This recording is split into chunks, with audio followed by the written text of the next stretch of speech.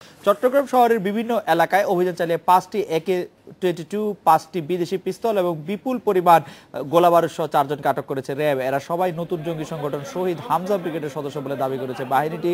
রোববার রাতে নগরীর কোতোয়ালি, আকবর শাহ এবং পাঁচলাইশ এলাকায় এই অভিযান চালানো হয়।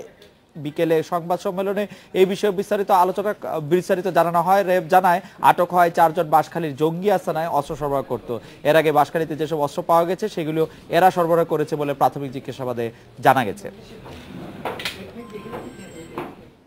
এদিকে চট্টগ্রাম সিটি কর্পোরেশন নির্বাচনের সহিংসতা এড়াতে ব্যাপক প্রস্তুতি নিয়েছে নগর পুলিশ।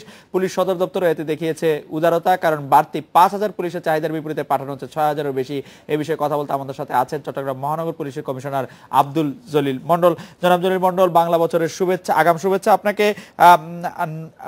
আপনার চট্টগ্রাম পুলিশ সম্পর্কে একাধিকবার বিরোধী দলের পক্ষ থেকে অভিযোগ করা হচ্ছে যে চট্টগ্রাম পুলিশ আসলে বিরোধী দলের প্রতি আমি যদি বলি যে অতি নিপীড়নের ভূমিকায় অবতীর্ণ হচ্ছে মাঝে মাঝে। এই বিষয়ে আপনার পর্যবেক্ষণ কি জনাব জলিল মন্ডল?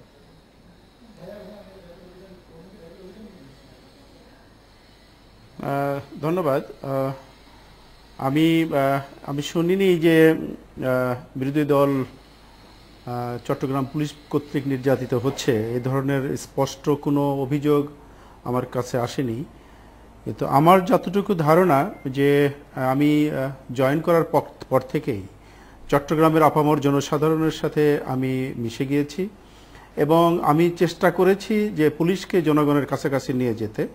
এখানে দল মত নির্বিশেষে সবাই পুলিশ থেকে, বিশেষ করে সিএমপির পক্ষ থেকে সহযোগিতা পেয়ে এসছে এবং শুধু পুলিশি সহযোগিতা না, যে কাজটি পুলিশের করার কথা না সে কাজটিও পুলিশ জনগণকে সাথে নিয়ে, জনগণের সুবিধার্থে জনগণকে সাথে নিয়ে সে কাজগুলো করেছে। তো ফলে আমি বিশ্বাস করি শুধুমাত্র নির্বাচনকে কেন্দ্র করে কোনো বিভক্তি নয়, আমরা চট্টগ্রাম মেট্রোপলিটন পুলিশ সম্পূর্ণ নিরপেক্ষ ভূমিকা পালন করছি এবং সম্পূর্ণ নিরপেক্ষ ভূমিকা পালন করেই ইলেকশন কমিশন কর্তৃক আমাদের যে নির্দেশিত যে সমস্ত নির্দেশনা আছে সেই নির্দেশনাগুলো যথাযথভাবে পালন করে এই আগামী 28 তারিখের যে নির্বাচন, সেই নির্বাচনটাকে ইলেকশন কমিশনারের যে ধ্বনি, সেই ধ্বনিরই প্রতিধ্বনি করে আমরা বলতে চাই যে এই নির্বাচনটা অবশ্যই অবাধ, নিরপেক্ষ এবং সুষ্ঠু হবে। জনাব জলিল মন্ডল, আগামীকাল নববর্ষ বরণের অনুষ্ঠান উদযাপনে চট্টগ্রাম মহানগরবাসী কতটা অবাধ বা আমরা যদি বলি মুক্তভাবে নিশ্চিন্তে করতে পারবে? পুলিশের প্রস্তুতি কেমন সার্বিক?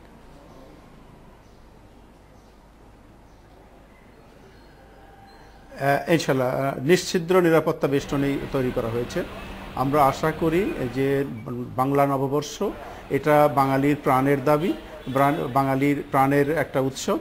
এটা বিভিন্ন ঈদ এবং পূজা পার্বণ যেমন বাঙালি উদযাপন করে থাকে, ঠিক একইভাবে এই নববর্ষটাকে তার চেয়ে বেশি সবাই উৎসব মুখর পরিবেশে উদযাপন করে থাকে এবং বিভিন্ন জায়গার যে সমস্ত অনুষ্ঠানাবলী অনুষ্ঠিত হচ্ছে সেই অনুষ্ঠানগুলোর সার্বিক নিরাপত্তা আমরা বিধান করেছি এবং জনগণকে আহ্বান জানাবো তারা নিঃসংকোচ চিত্তে বাসার থেকে বের হয়ে আনন্দ উপভোগ করবেন এবং আবার সন্ধ্যার আগেই যার যার বাসায় চলে যাবেন, এই আমাদের প্রত্যাশা। জনাব জলিল মন্ডল, আমরা একদম খুব সংক্ষেপে আপনার কাছে একটি বিষয় জানতে চাইবো যে কোন প্রার্থী সেনা নিয়োগের দাবি জানিয়েছে নির্বাচন উপলক্ষে।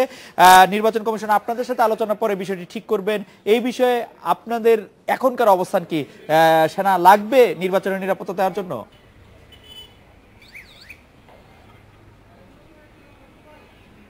এই মুহূর্তে যে আমার যে ফোর্সের যে অবস্থা এবং আমি পুলিশ হেডকোয়ার্টার কর্তৃক যে ফোর্সগুলো পাবো তা দিয়ে আমি মনে করি যে মোর দ্যান এনাফ আমার যে ফোর্স আছে আমরা শান্তি শৃঙ্খলা বজায় রাখতে পারবো।